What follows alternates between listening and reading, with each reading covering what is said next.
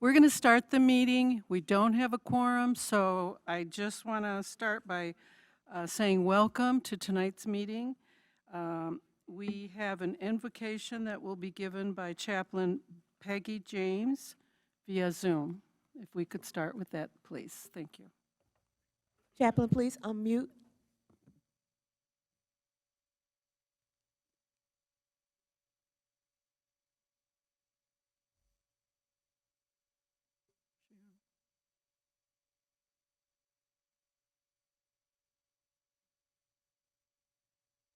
Hello, everyone. Hello. Hello, can you hear me? Yes, we can. I'm not sure if I can be heard. Yes, Chaplain. Please, if you could give the invocation.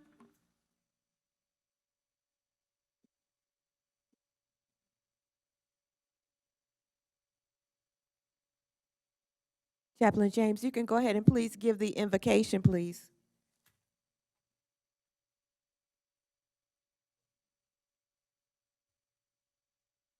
Are we having technical difficulties?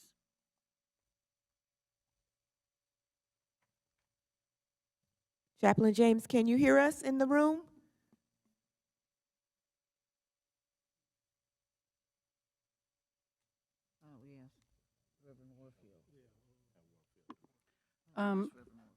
Yes. Could we please have Reverend Warfield give the invocation? Let us pray. Father, we come this afternoon and we thank you for all of your bountiful blessings and your abilities that you give us as we come here tonight for this meeting of community and public safety. We ask, Lord, that you would grace us with your presence, that you would order our discussions and our talks, and that you would anoint and adjoin our agenda so that it represents heaven's justice, heaven's mercy. We ask that you would bless the men and women of the Detroit Police Department, as well as the men and women of the Detroit Board of Police Commissioners and our staff. Bless us in a great way. We thank you for all of your blessings. In Christ's name I pray. Amen. Amen. Amen. Thank you, Reverend. Before we go to public comment, I just want to thank the New Providence Baptist Church for hosting us this evening. It's a beautiful place. We have a very nice crowd here tonight, and thank you so much for providing us with this space. Okay, can we go to public comment, please? Yes, Madam Chair. Our first speaker will be former Commissioner William Davis. After Commissioner Davis, we'll go to Ms. Victoria Camille. Oh, I'm sorry, I got him out of order. And Reverend Lucius Conway. Please. Hello, everyone. Hello. As usual, I have concerns. One of my concerns is the fact that most recently, I've noticed, like say, I'm the vice president of Barton McFarland Neighborhood Association, and I've just noticed recently that we've had a lot of kids, I say kids because I'm a senior, but you know, people in their teens and their 20s riding mini bikes, going up and down and through traffic with no lights on at nighttime. Almost caused, I just seen an accident, almost an accident close to it because people had to stand on their brakes. These people cutting in and out, running red lights. And separately, I have a concern about people still running red lights. It's only going to get worse as it gets hotter. Hopefully, we could step up enforcement on people running red lights. Hopefully, we could step up enforcement about some people pull up to a red light. They might pull up in the turn lane, and they go around in front of the people that's in the proper line and just run the red lights. You know, so that's even worse, I think. You know, so we have a whole lot more we need to be doing. We need to make the city a whole lot safer. Then as a poor city of Detroit retired, perhaps my insurance rates would go down if we truly had a reduction in, you know, vehicle problems. So that's all I have to say for today, other than happy birthday, young lady. Thank you kindly. Yesterday. Thank you. Next. Good evening, Commissioners. Good evening. Good evening, and happy birthday, Madam Chair.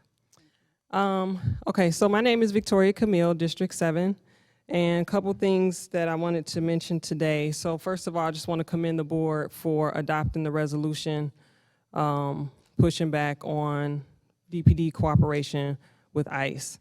So thank you for doing that. I also would like to urge the board to make sure to follow through on the items in the resolution and make sure that that task force is formed to monitor whatever federal activity is going on and handle it accordingly. You have in your possession an article that talks about the fact that DPD not cooperating with ICE is not a crime. It is not illegal, and we need to make sure that we move forward on that as the residents of Detroit have requested. In addition to that, I'd like to bring back up Sherman Lee Butler.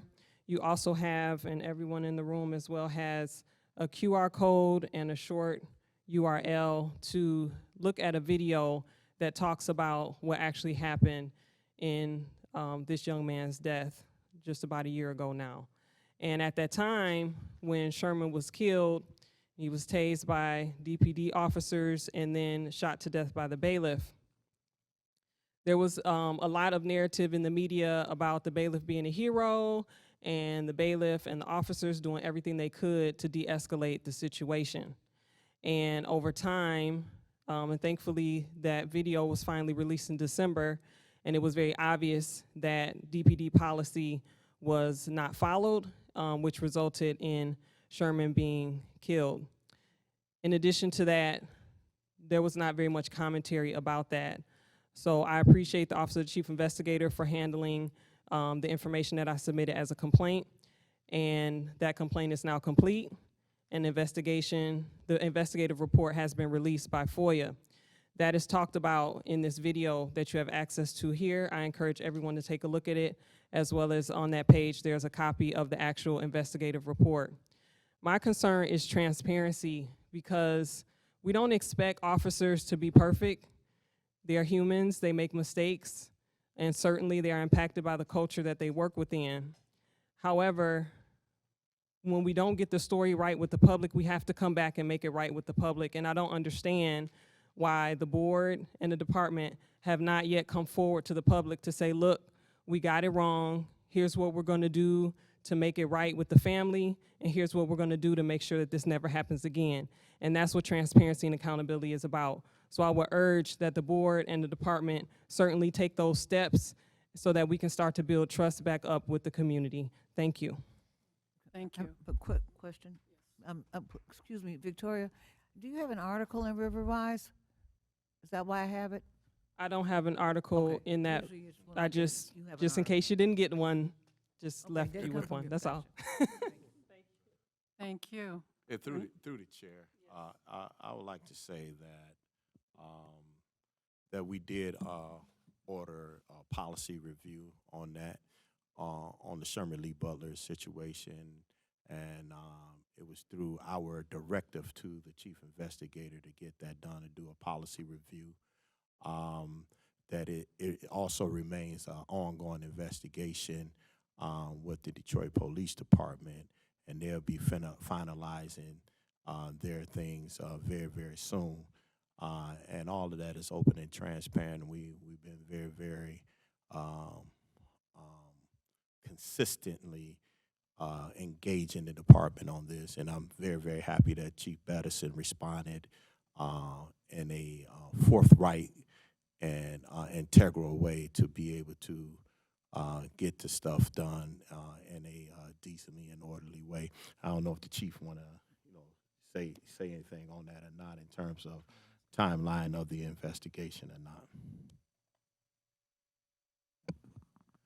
Mr. Vice Chair, I'll have to check the status of it, but you really summed it up well. And we're always looking for continuous improvement and learning. And it was another agency as well. And so when it comes to working with the bailiffs, ensuring too that recommendations are made to that entity as far as training for their personnel. You can never get enough training. Thank you, Chief. Next speaker, please. Good evening. My name is Reverend Lucius Conway. I'm a candidate for District 2 for this honorable body. I stand not I'm simply sorry, to sir, I didn't critique. understand. Sir, excuse me, I didn't understand what you had said. I Speak a said little my louder, name if you is don't mind. Reverend Lucius Conway. I'm a candidate for District 2 of this honorable body. Thank you. I stand not simply to critique, but to construct.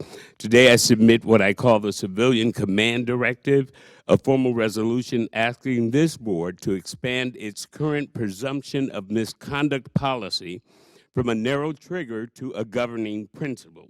You've already acknowledged that when there's no body cam footage, misconduct may be presumed. I'm saying let's go further. Let's codify that principle across the full spectrum of civil rights complaints, force, unlawful stops, and discrimination, so civilians no longer face an uphill climb just to be believed. Attached, I have a protocol manual and operational framework to guide the Office of the Chief Investigator in applying this standard fairly, quickly, and transparently. If civilian oversight is real, then it must have rules. If justice is to be equal, then so must be the burden of proof. And if this body truly stands with and for the people, then let's make this presumption not the exception, but the rule. And I will provide this to the Secretary for dissemination among the commissioners. Thank you. We have- Next speaker, please. Our next speaker will be Miss Bernice Smith, Minister Eric Blunt, and Miss Williams. Then we'll go into Zoom, and unless there's some others who want to speak.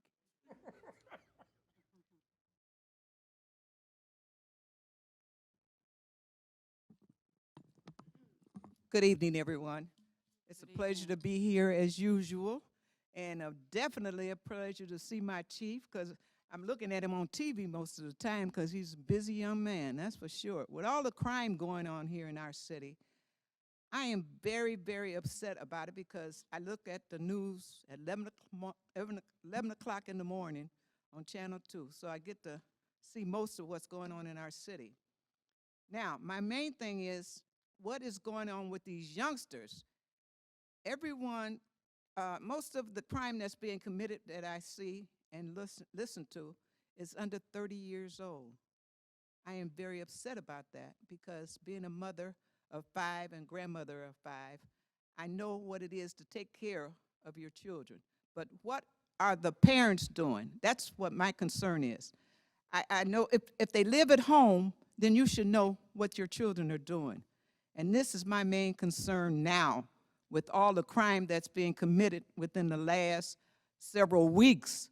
And it's tiring to see that the youngsters are hijacking, they're shooting, they're going into the gas stations and they're shooting in the gas station. It's horrible to sit and look at it. I'm not working, so that's all I got to do is watch the news and see what my chief is doing and what my police is doing. And they're doing a hell of a good job. I do admire them. They're out there every day doing the job that we expect them to do. Now, I have one thing that I want to let you know about. My son lives at, well, I'm not going to give his address. He lives on West Grand Boulevard. Because I go over there every Sunday. Chief knows I call him up when I'm at dinner over there. They told me this past Sunday when I was over there at dinner, they said, Mama, can you do something? No, they didn't say, can you do something? Can you have an idea what we have to do about the drag racing? They're drag racing on West Grand Boulevard there at Beaubien, at Buchanan. And I said, are you serious? And he said, time up? Oh, my God. Anyway, can we have the police survey over there at Beaubien? Because they were drag racing around, going around and everything. And we didn't have the police. I told them, why didn't you call the police? They would have came. So please check most of these areas where they're doing the drag racing on Saturdays and Sunday nights. I thank you so much for your time. Thank you. Chief, I wonder if you could respond to the youth violence that we're experiencing, especially the shootings, because I know you had a press conference about some changes that we're going to be making. Thank you, Madam Chair. During my report, that's going to be the first thing that I touch on. We may not Okay. have it because we don't have a quorum. That's why I was okay. asking. Well, thank you. Well, it is definitely my pleasure to be here. And so, the 4th of July weekend was definitely a rough weekend. And so, had the opportunity to be on TV and not want it to be. But I just want to put some things in perspective as well.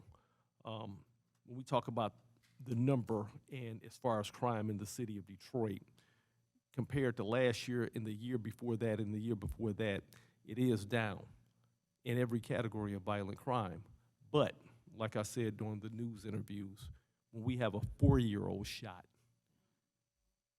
and then a couple days later, I have a 2-year-old shot, that right there, with the community response and how it really affects all of us, it brings us all together.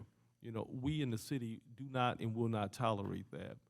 And it started out with the shooting at the fireworks, you know, at the right beginning of the summer as it got hot. And that kind of really shook us. We hadn't seen that in a while. As a result, like I said, we will be relentless in holding individuals responsible. I have a great team when it comes to being fully staffed. I got some of the best trained officers, detectives. I have technology. It's cameras everywhere. And so it's very easy to identify now street crime as the whodunit. The board has approved license plate readers, and so I have a whole host of things to be able to get the right folks. And so with the gentleman, and I want to thank the community with the fireworks shooting, because once we posted his picture out there, both of their pictures, the community responded ASAP. Matter of fact, somebody from the community actually sent me the young man's cell phone number. They say, Chief, say, Chief, you can call him. And it was various individuals trying to conceal his identity and trying to help him leave the state. And, you know, I advised them definitely not to do that. Well, needless to say, a couple days ago, well, last week, matter of fact, on Wednesday of last week, I announced that we had, that we were very close, and I did do an announcement that we had arrested him. And as of today, he was charged, and the young man from the fireworks, and given a $500,000 cash bond, charged with 2 counts of assault with intent to commit murder, amongst a host of other things.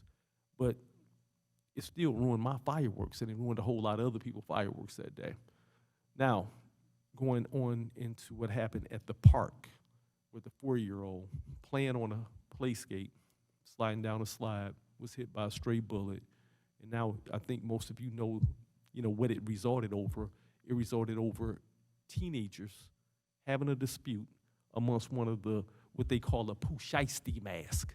And so for y'all don't know, Pooh Shiesty is a rapper, and you see a lot of the young people wearing the mask over their face now. And so one of the young men was on a bus with his girlfriend. Somebody snatched his mask, hurt his feelings really bad, and so he decided to go tell his friends, and as a result, they decided to arm themselves, get in a car, and go around to the park and just let bullets fly, striking our little 4-year-old, you know, right there with us, and another young man, So an 18-year-old lost his life, and the 4-year-old lost his life, and a 17-year-old will recover. And I made the hospital. Commissioner Woods made the hospital with me as well. Tamara, I know Commissioner Liberty Smith made the hospital as well. And, you know, if that wasn't bad enough, I got notified the day after the 4th of July, so that would have been like the 5th. No, it was the 5th, the 5th, where a little 2-year-old was with his mother and, you know, some teenagers over at the village park, about 100 or so of them there. They got into a dispute with each other, past curfew hours, and bullets were flying in the park. And as a result, a stray bullet went and struck our 2-year-old. Thank God he's going to survive. I'm going to actually be going to the hospital tomorrow to visit him along with his mother, and I hear that he's recovering well. So what are we doing about it? Well, one of the things that we're looking at is the fact with the uptick in teen violence. You know, either they're out getting shot or they're shooting someone. We just arrested a 15-year-old earlier this week. Matter of fact, on Monday, we arrested a 15-year-old. No, it was Tuesday, I'm sorry. Tuesday, we arrested a 15-year-old because he shot a 50-something-year-old man at a gas station at 1 o'clock in the morning. He shouldn't have been out shooting somebody at 1 o'clock in the morning. So on Monday, I announced, along with Mayor Duggan, that we were stepping up curfew enforcement. Stepping it up. You know, oftentimes, you'll hear the police department, the chief, or whoever, when it's time for the fireworks, we'll come out and we'll say, hey, we need a special curfew because we know that a lot of young people from all over, from Inkster, from River Rouge, from Detroit, from everywhere, everybody's going to converge onto downtown Detroit. And we know that unsupervised young folks without appropriate or responsible supervision have a tendency to fight. And it's not just Detroit. I mean, we're seeing it in Novi. We're seeing it across the country. I don't know if you saw the video clips from what's happening in Philadelphia, but this is a conversation that we're having everywhere. So we asked for a special curfew. We asked for a curfew at 8 p.m. But what about the rest of the city? What about your neighborhoods? And what about the current curfew? So as a step to be able to, from a preventative standpoint, we're enforcing, and I've directed that all my command officers push it down to their officers, and we're going to be enforcing this curfew citywide. And it's not from a punitive standpoint. We want to make sure that we get the attention of parents and that we hold parents responsible. Mayor Duggan has also put in an amendment request to the current ordinance because Mayor Coleman Young back in the 80s, when he was mayor, he established this curfew. Now, the fee hasn't increased. It hasn't increased since the early 80s, and we know that everything goes up. And I just want to put a premium on the protection of our young people, and so it has to have some type of a deterrent effect. So that's the reason that we're requesting that the curfew, the parent responsibility fee go from $75 for a first offense to $250, up to $250. And for a second offense, it would be up to $500. One of the things with the older curfew, or things that it had in there, is it had that, you know, it could possibly be some jail time or something like that. I would tell you this, it is not my intention, nor Mayor Duggan's intention, nor nobody's intention to put parents in jail. But we do want to have other things in there that when they go before the court, that the judge, as a deterrent aspect or a negotiating aspect, hey, if you can't pay the fee, go to parent boot camp, go somewhere, because when I say responsible parents, I had to sit back and think, well, some of them think they are responsible. And when we say it takes a village to raise a child, then it's going to take all of us to get involved and ensure that whether it's your sister, whether it's your auntie, whether whomever, the uncle, that we help them to be responsible. And so oftentimes you can't tell people what to do, but a judge can mandate, a judge can mandate some things that they do. In regards to the drag racing and drifting, just like we study them, and we have put things in place to disrupt and know where they go, and I'm talking about the people who engage in the donuts. They love doing it across the country. And so we got started early this year from a deterrent standpoint, and we have had people come from other cities to just want to do it in our city. And earlier in the spring, they started up, and we were able to identify and prevent, stop, impound cars, etc. But let's face it, they realized, and people have realized, that my drag racing drifting detail, they get off at 3 in the morning. And what happens then? They outweigh us. They're smart. So they get started going real good at about 4 or 5 in the morning. And so as a result, realizing we're gonna make the appropriate adjustment, and Mayor Duggan has authorized overtime for me to extend the hours of my mobile field force, my drag racing drifting detail. And so therefore, I'm gonna have officers out up until 6 o'clock in the morning to be able to respond to that as well.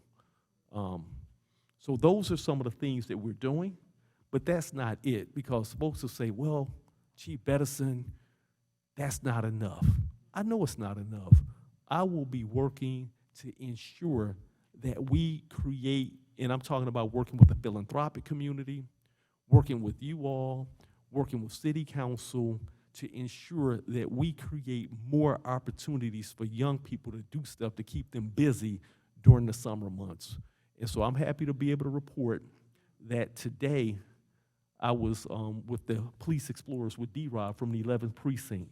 He had about 150 young people in an Explorer camp on a college campus. And when I looked at the kids, I was very impressed because I could tell they was our kids. Neighborhood Police Officer D-Rob had kids from this community up there. And over the years, we've always done the Explorer camp, but things get better and better. Yeah. He had them on a college campus, and they were engaged. And this is the test, how I know it's effective. Typically, when you see a group of young kids and you say, hey, it could be 50 of them, and I have did this, how many of y'all want to be a police officer? If I get one hand to go up, I'm lucky. Today, because they had been exposed, about half the hands went up.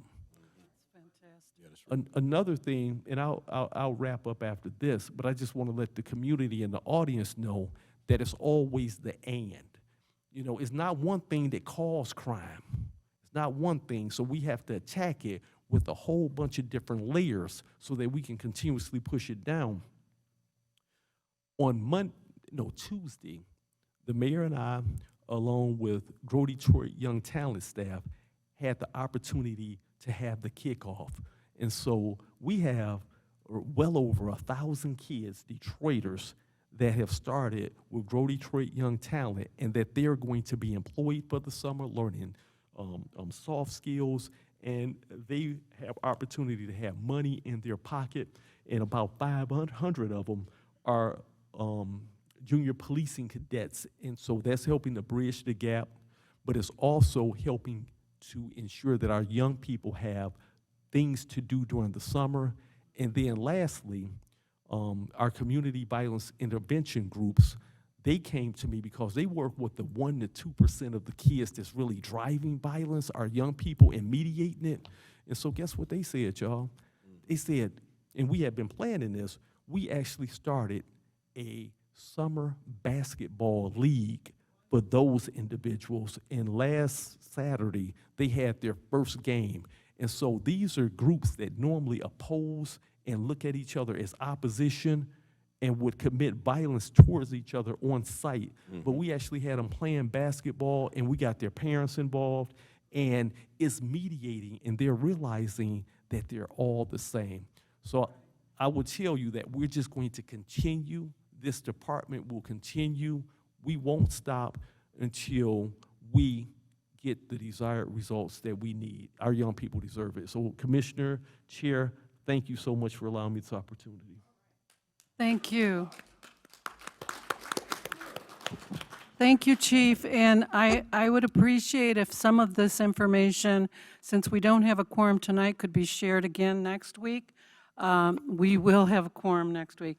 The problem, just so you know, is that it's July, and a lot of people are on vacation and they're traveling out of town, and we do have a couple of commissioners that are traveling. But we would like to hear a lot of this again next week, if possible. Thank you so much for that update. Next speaker, Reverend. Questions now. Oh, did you have a question? Quickly. Yes. Commissioner. Chief, thank you very much for a great report. regarding the curfew, and I thought of it at your press conference, what are we going to do about kids who are working, who work, maybe they don't get off from McDonald's until midnight or 11 o'clock, or certainly even the malls don't close until 10, so they could be, you know, at a bus stop or something like that. So what do you suggest? They actually, and I'll have PSAs put out as well, but if they have a work permit and they have their ID and can show that they were at work, they will not be penalized, nor their parents. Okay. Or their parents, obviously. Okay. Thank you. Thank you. Thanks. Next speaker, please. Good evening, Board. I'm Minister Eric Blunt from Sacred Heart Catholic Church right here in Detroit. The last 10 minutes of discussion has done a lot to prove that there is structural corruption. The chief said nothing about police officer misconduct, but that's why we're here. That's the major focus of why we're here. But no one said a word, and he let him do what he's going to do. We're going to talk about crime because there's no other place in this community, in this city, to have this kind of forum on crime. So he uses it to the best of his ability, and if he can avoid police officer misconduct, all the better for his officers. Chairperson, I told you the last time we were here, well, first of all, this is the second meeting where you've not had a quorum. The second community meeting you've not had a quorum. And I've said before, you are captain of a sinking ship. And therefore, something really important, really significant has got to happen. Facial recognition technology is one of the issues on the mayoral debate. And yet, the police department decides they're not even going to give you a report on facial recognition technology or ShotSpotter this week. Okay, nothing more to say, nothing more to do. Over a year ago, OCI, Reverend Warfield, almost begged this board to look into the fact that police officers are handcuffing citizens and not arresting them. Shouldn't that be a leading indicator that something is really going wrong? Or if not, at least know it. It's got to be something that grabs your attention. This dashboard, whoever came up with it, is virtually useless. And again, why not put something on there that shows some type of early warning intervention? Recent citizen complaints have revealed that an officer lied and stole $600 from a citizen. Why not use that as an early warning indicator of what's going wrong with police officer misconduct? I do realize my time is up. Thank you. Through the chair. Through the chair. Excuse me. 1 second, Commissioner Woods. Yep, thank you. I'm glad to say that I'm very, very proud of the chief response and that particular misconduct, that officer has been suspended. And I know that suspension without pay will be before us. And when you talk about structural corruption, that's, those some harsh words, Minister. The fact of the matter is that the chief reports dealing with this community in terms of the pain and the suffering of 4-year-olds, hearing mothers scream, families in the hospital screaming, the community terrorized by violence, children being shot in parks and stuff. That is a community interest, and we 100% need this community to hear those things and see what they can do to be able to help, and get the resources that they need to be able to help this community. And then he has an obligation to inform this community in terms of any type of policy changes so that citizens cannot be caught off guard, And so I'm very, very pleased with the chief report. And I'll say keep on spreading the word throughout this entire community in terms of what are the rules of engagement so that citizens will not get caught in a trick bag. Thank you, Commissioner. One second. I just want to also respond to the fact that we do get reports weekly on shot spotter activity and also facial recognition activity. So we are getting those reports, just for your information. Thank you. Next Okay, speaker. I like to, it's not on.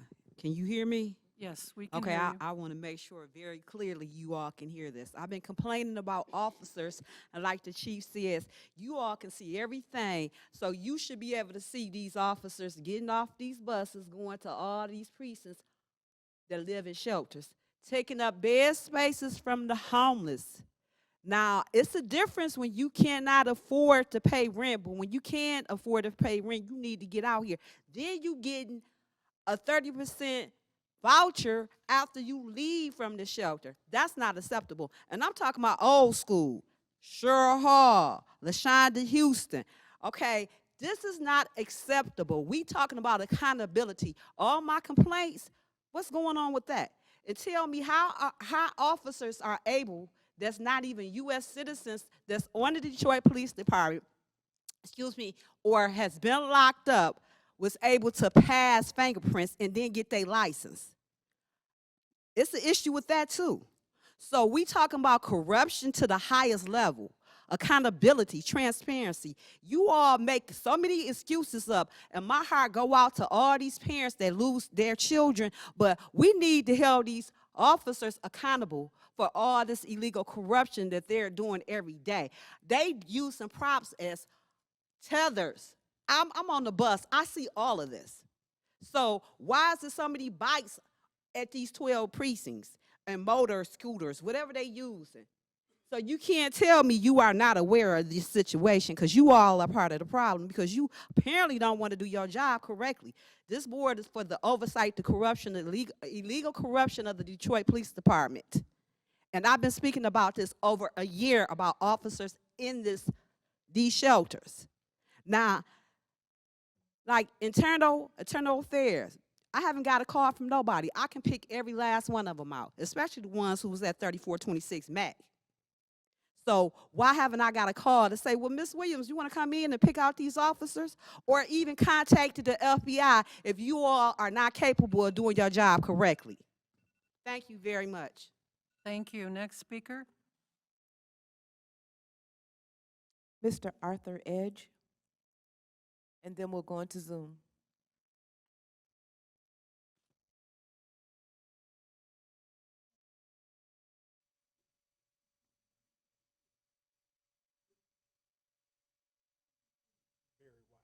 Yeah, see, right on, right on, right on.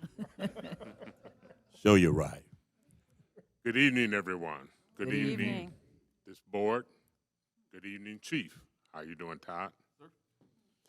I've been sitting back there and I've been listening to people coming up here complaining about Detroit police officers. How many of them are actually involved with their precinct? How many are actually doing things, building relationship with their police department? I work with the 6th precinct, and I worked with all over the city, even when Todd was, before he was chief. I'm sorry, chief, before you were chief, Todd. Thank you. We got a good relationship. This community over in the 6th precinct on the 15th are going to be feeding our officers, showing how much we love them. We're going to be feeding them breakfast, lunch, dinner, and the midnight shift. So what these people in Detroit, and let's turn around and look, there's a handful of people here. Why aren't they here?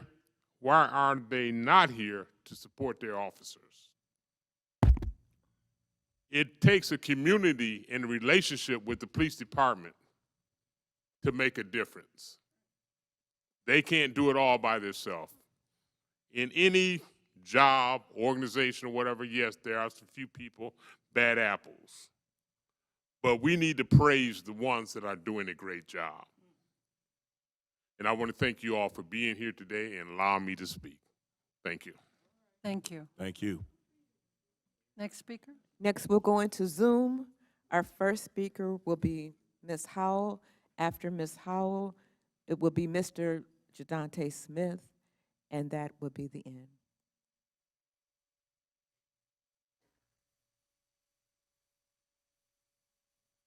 Thank you. My name is Shay Howell, and I'm a member of District 2, where I've lived for over almost 50 years now.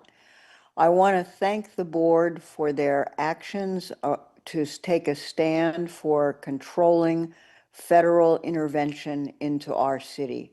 I think it's an example of courageous and thoughtful actions, and I want to encourage you to make those resolutions and its intent real by establishing a task force.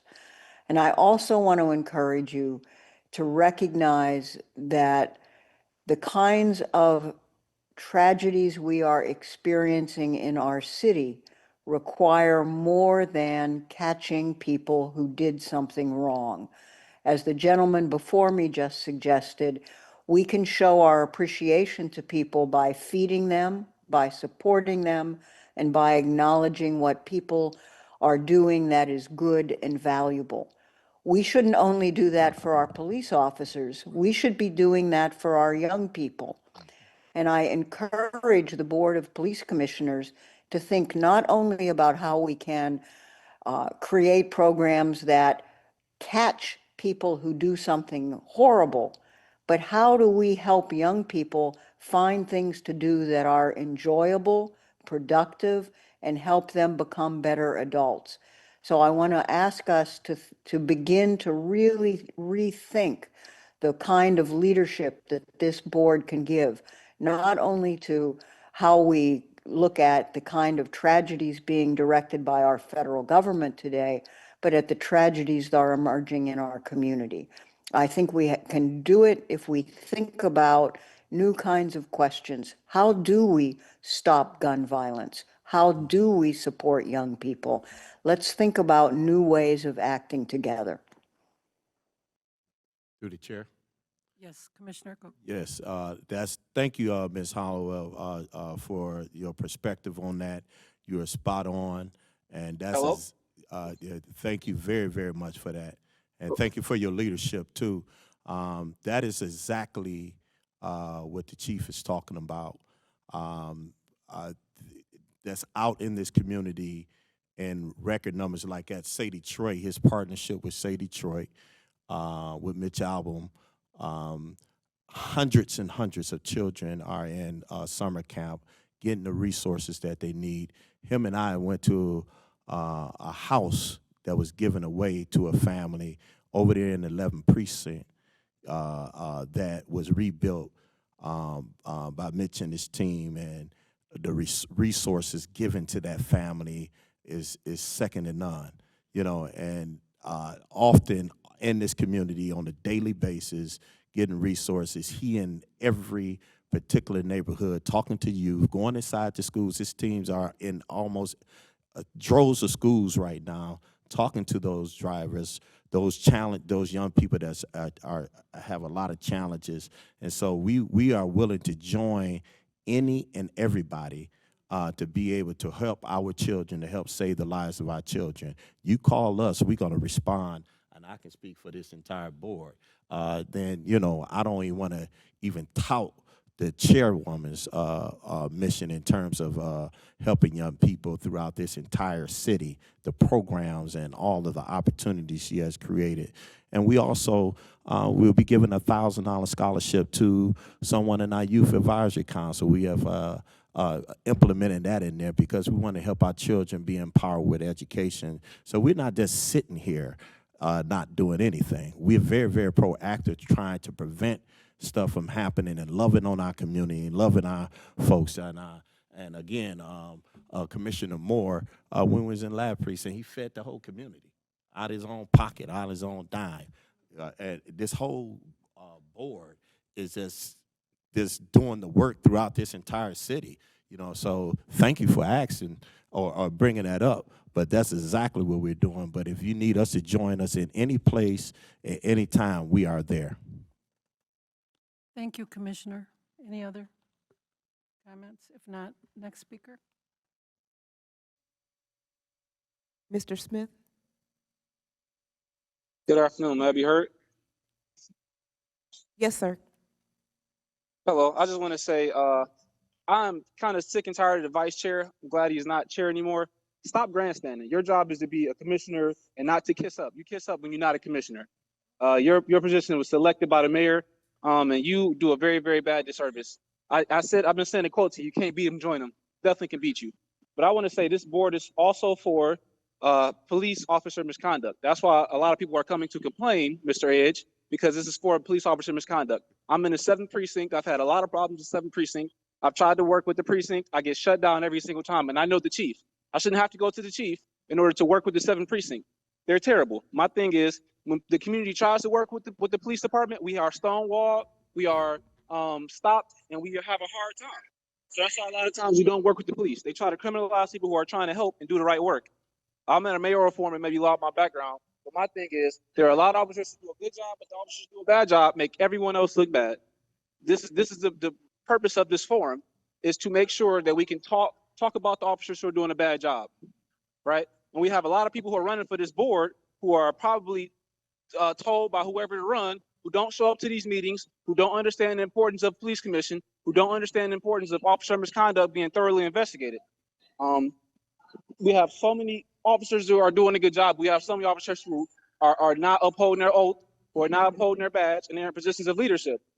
And I hate to say it, like I'm gonna keep bringing him up. Brandon Cole still got the same position as a lieutenant, still over mobile field force, and he's an a-hole to say the least. But he's also talking about political things, saying racist comments to people at protests, things like that, aggravating people, creating unnecessary distractions. And for him to be at a protest and not even have a body-worn camera on that's crazy. Like, that's the simplest precaution and protocol you can have. And I'm glad the officer who just stole the $600 was caught, because that type of behavior is unacceptable for officer under oath to be robbing people during traffic stops or arrests, whatever it may be. Even if you're a criminal, you deserve the right to due process, not to be robbed by officers who you trust to protect you, even if they are arresting you. So we definitely need this board. We definitely need to have people thoroughly investigated. And I want to work with the 7th precinct, and I look forward to that, Chief. Please connect me to Commander Johnson. He will not work with me. Through the chair, Yes, Commissioner. I'm a grandstand a little bit more. Somebody need to be on the grandstand to help save our children. All this rhetoric that's we're hearing, be a part of the solution. Call us, call me. I give you my number at the end of this meeting. Call me, I'm coming. Call any of these commissioners, we're coming. This ain't a grandstand. This is not games that we're playing with the citizens of the city of Detroit. These are precious lives. And then when you're talking about citizen complaints, we have an operation for that. Those been addressed. And people have constitutional rights that we can't get out and discuss individual cases specifically. When Ms. Keneal sent us a citizen complaint and we responded to it, we weren't going to be out there in the public talking about it, but she got a response, and everybody get their response. That's what we do. That's what our operation do. You will hear the chair will give the chief investigator opportunity to speak tonight. That's what we do, but we can't violate people's rights. People have due process. We don't want to be sued for violating people's due process. And so let's not get off the grandstand and get a part of the solution. We're not going to play politics.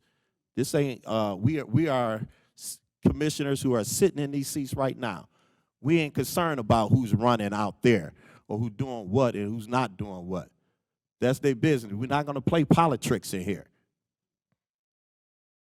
Any other speakers? That's the last speaker, Madam Chair. Madam Chair. Yes, Chief, go ahead. Yeah. Speaking about rights, my police officers have rights also. Right. There you go. And they have the right to due process too.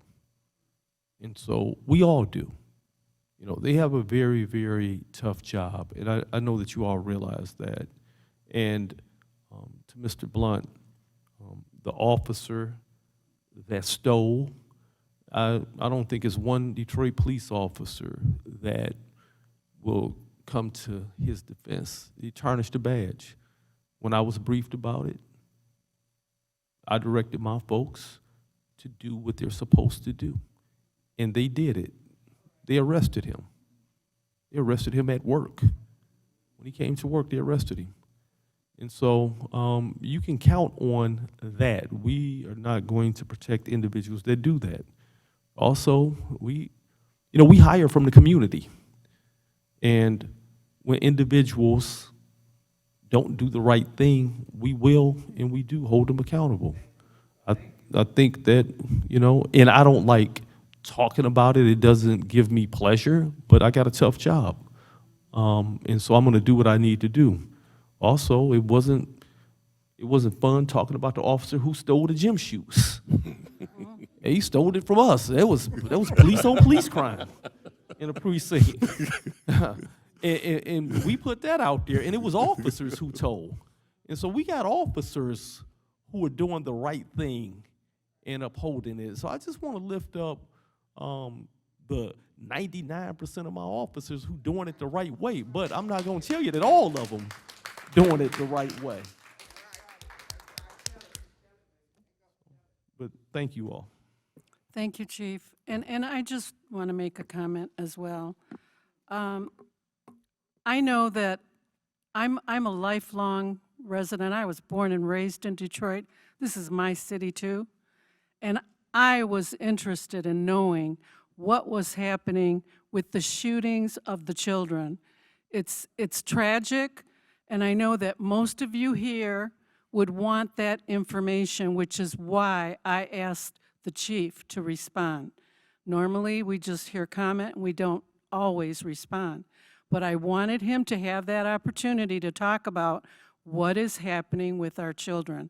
And so, yes, we're going to be here to listen to complaints against officers, but we're also here. I'm a Detroit resident, and I want to know what our police are doing in the community to help alleviate or find the solutions to deal with this crime that we're experiencing. So that's a part of these meetings as well.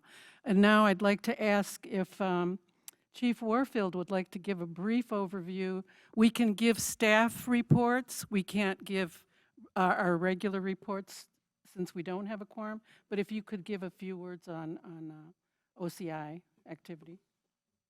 Thank you, Madam Chair, and through the chair, let me say this on behalf of all of the men and women who work at the Office of the Chief Investigator. We certainly want to thank you for your patience. We have been in a technology transition mode for the last probably for the last 8 months.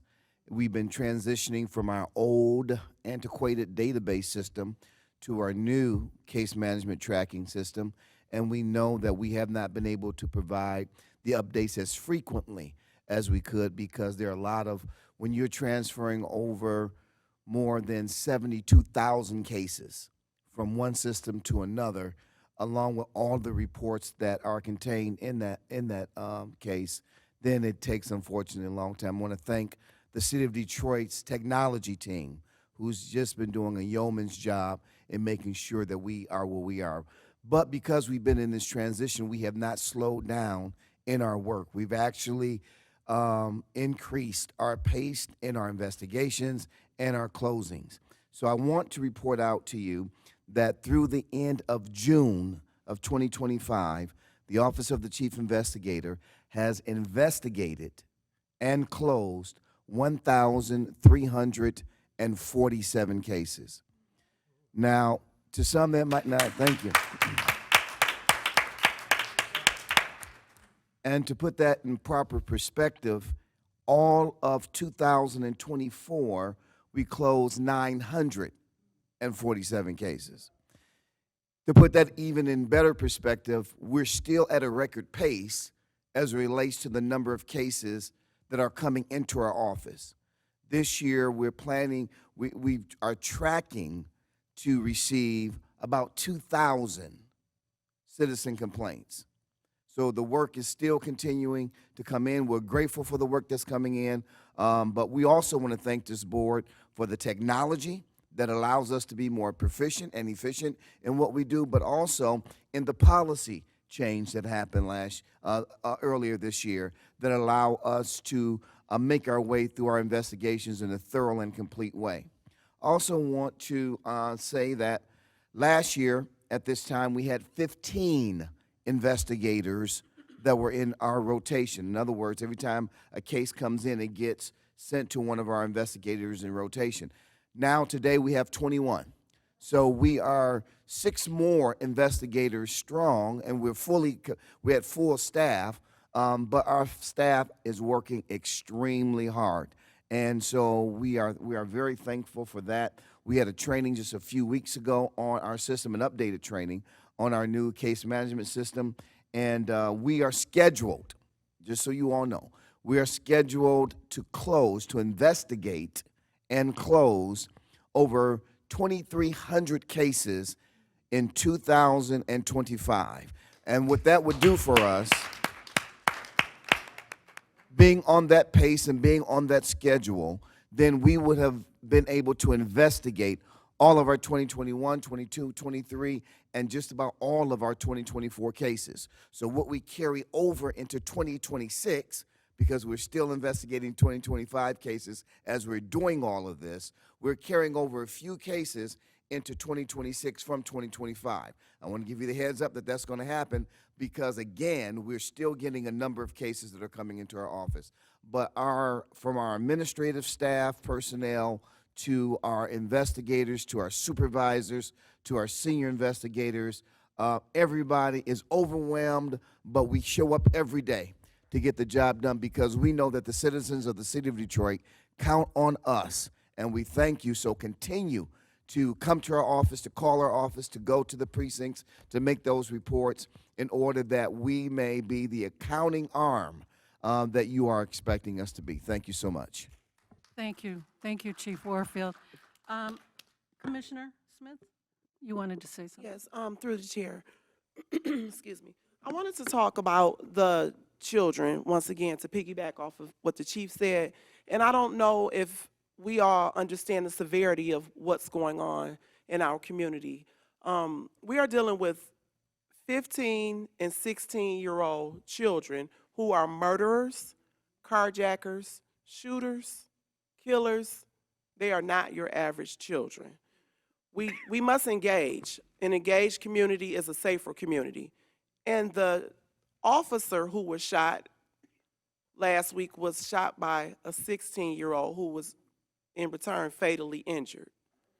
This is not a game. This is something like none of us have ever seen. It may be the same conversation, or it may be, the kids are bad, but these are not the same children. I have a job that I'm on call 24 hours a day, 7 days a week, out here in the community. We have now joined in, the curfew detail, where we're out every night up until 3 and 4 o'clock in the morning when the crime is starting. Get engaged. I know this is an older crowd, and it may not be you, it may not be your children, but definitely somebody knows someone. If you just even pick a phone up to ask, where are your children? Do you know where your children are? Remember that when I was a kid, that was a slogan. Do you know where your kids are? Do you really know where they are? You know, as we sit here, and I don't know if any of you all know what we do outside of being commissioners, but most of us are tired. We're at work, and we're fighting and serving and engaging in a community. I've been doing it for years. I won't stop until I see the change that I want to see. But please be engaged. Your children are not the children that you once knew. These children are something different. So as I sit here today to get prepared for my nightly patrol, just know what you're dealing with. Check on your kids. Be safe. Stay engaged. And look out for your neighbor. Thank you. Thank you for that, Commissioner. Commissioner Bernard? Just very, very quickly, and I want to piggyback on what you said, Tamara. Unfortunately, last Friday night, when I was leaving police headquarters, I was walking toward, and an officer was coming toward me, and he was running real fast. I said, you know, what's going on? He said, an officer has been shot. I said, okay, where? And so he told me, and then I went to the scene of the shooting. You would be so proud, ladies and gentlemen, of not only the chief, but his staff. Every deputy chief was there. Everyone. This is Friday night at close to midnight. They had stuff to do. His chief of staff was there and everything. They had cordoned off the road. It was unbelievable. And the community was totally standing back, totally standing down. I think they were all waiting until Chief Bettison got there. He came, and as I just told him a few minutes ago when I walked in the door, I said, I've never seen you like that before. Because everybody, quote, loves Bettison in the city because he's such a nice person. But he was like steel. It was like a person I'd never seen before. He was totally focused on what had happened there, and all of them came up there running to him immediately, telling him what happened, and this happened, and do you have to, he didn't even open his mouth. I mean, it was amazing. They were just giving reports, you know, staccato. And so he was really serious about what had happened, and everyone was, and certainly I was, and then I listened to him for a little while, and then I decided to go to the hospital to see the officer. You talked about children, Tamara.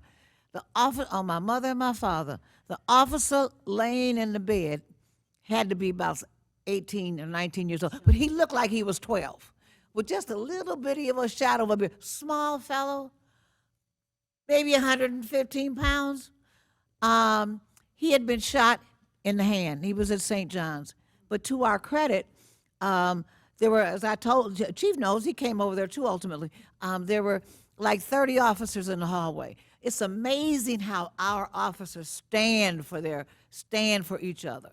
They didn't leave. It was amazing, and it was hot, and you know, and everything, and but they stayed. They were still there when I left. I talked to the young man and his wife, and the chief went in and talked to him as well. So it was really interesting. But the children are on both sides of this issue. Mm-hmm. There are youth on both sides of this issue, and one, of course, is in blue, and one, of course, is not. And I don't really, I know that poverty has an opportunity, have a lot to do with what's happening in the minds of young people. Your children didn't have that, Mother Bernice, because you had them on a different path, obviously.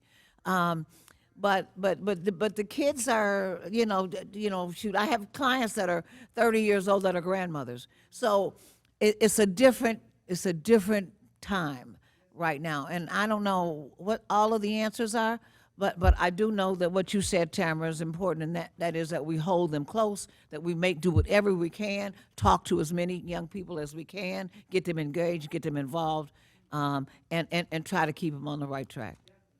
Not just the rich kids. Thank you for that message. Very, very kind message. And, Chief, please let the officer know that we're praying for him. And I know that he was injured in the hand, but still, we're praying that he's okay. And I'll just say this, went to the hospital and, of course, saw him, and I can give the report. It looks like it was a through and through because he had a big hole in his hand. It's like I could see through it. And as he was laying there, but I've been told that it didn't hit any nerves or any damage, and he could still move his hand. So definitely prayers do work. Thank you all for that. And I thank Commissioner Bernard because I got to the scene and she was at the scene before I was, and I was thinking, I didn't say anything, Commissioner, like, how does that happen? And then when I got to the hospital, she was in the room with the officer, and I said, how does that happen? So, Commissioner, this Board of Police Commissioners, I thank you. You hold us accountable, but you support us as well, and so I just want to say thank you. Thank you so much. Are there any other comments? Move to adjourn. At the dinner, the NAACP dinner, which I was a guest, I was invited to sit at a table of Mr. Jenkins, Jim Jenkins, which most of you know about.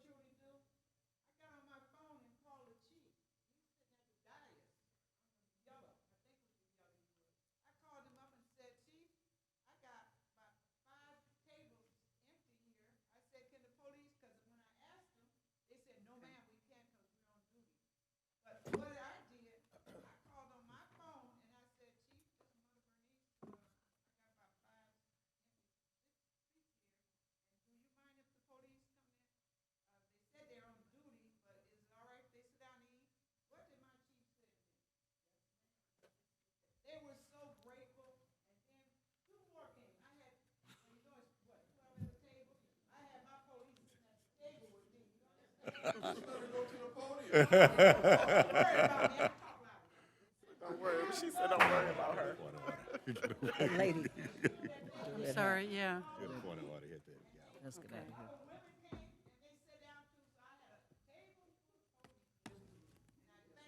here. Okay. Yeah. Yeah. I see you have other folks here. It's going to be at the pleasure of the chair, but the community person, the person that represents this community, I believe you're on that black hair wrap. That's what Commissioner Moore indicated. President McGee. The president of this community. So, yeah. So you come to the podium and give an update through the chair.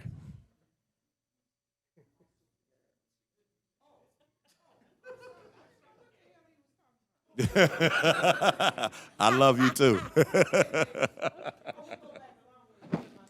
Yeah. Good for sure. afternoon Yes. and welcome. Chief, the only words I have for you is you're doing excellent.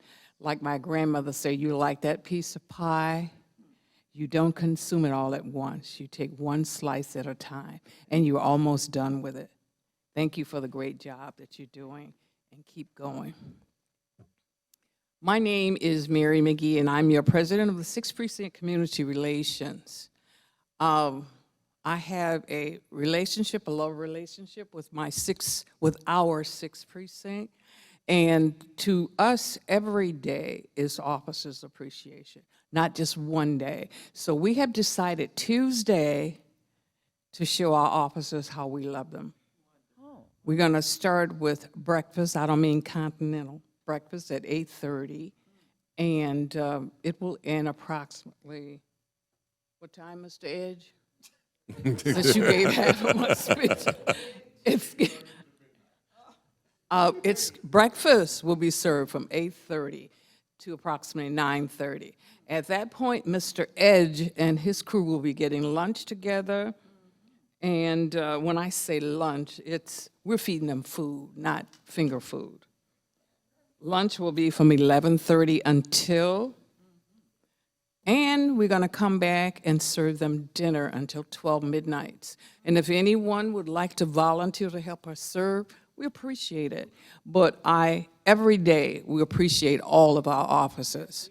Because in my opinion, and I have seen a lot from different states and whatever, we all have issues, but I'm proud to say that our police department has taken the bull by the horn, and we're doing something. And we are dealing with the children because, they're going to come after us. So please, continue doing what you're doing. We love you, and you're doing a great job. Thank you. Thank you. Move to adjourn, Madam Chair. Support. It's been moved and supported. All those in favor indicate by saying aye. Aye. Meeting's adjourned.